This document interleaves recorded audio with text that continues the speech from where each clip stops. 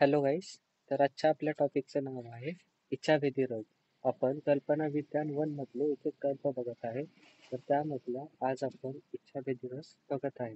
त्यामध्ये जर तुम्ही ह्याचे इन्ग्रेडियंट्स बघितले तर यामध्ये शुद्ध पारद, शुद्ध गंधक, जयपाल, सुंठ, मरीच आणि टंकन हे ह्यामधले कंटेंट्स आहेत. तर हे पाठ करण्यासाठी एक सोपी ट्रिक आहे. ती पुढील प्रमाणे स्वइच्छेने जयपालने कज्जेलीमध्ये शुंठ मिरं टाकले.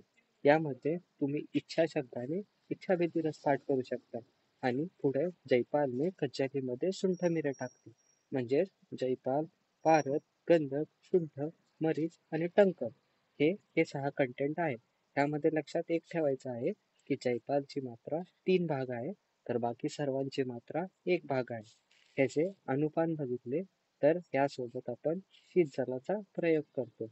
मात्रामध्ये 1 ते 2 वाटी आपण याचे प्रयुक्त करतो. उपयोग ह्याचा रसायन, अनाह, उदर, रोग, अजीर्ण, आधमान, कुष्ठ, श्वास, कास, आमवृद्धी इत्यादीमध्ये इच्छाभेदी रस उपयुक्त आहे. त्याचबरोबर जर आपण टंकन बघितलं तर टंकन एक म्युकोलायटिक एजंट आहे, जे म्युकस लिक्विफाय करायचं काम करतं, डायजेस्टिव्ह इश्यू सॉल्व्ह करतं आणि पित्तदोषाला बॅलन्स करतं. तर त्याच्या पत्त्या बघितले तर ह्याबरोबर पुराणचाली, गोदुग्ध, गोघृत, अंशोदक, जीरक, अद्रक इत्यादी कल्प इत्यादी गोष्टी खाणे हे पथ्य आहे. तर निष्पाव, कुलिथ्य, तीळ, सुरा, आसव, मास, मसूर हे सर्व अपत्य आहे. ह्याचा सेवनकाळ प्रातःकाल आहे. तर कालमर्यादा 2 आठवड्यापर्यंत हे वापर करू शकता.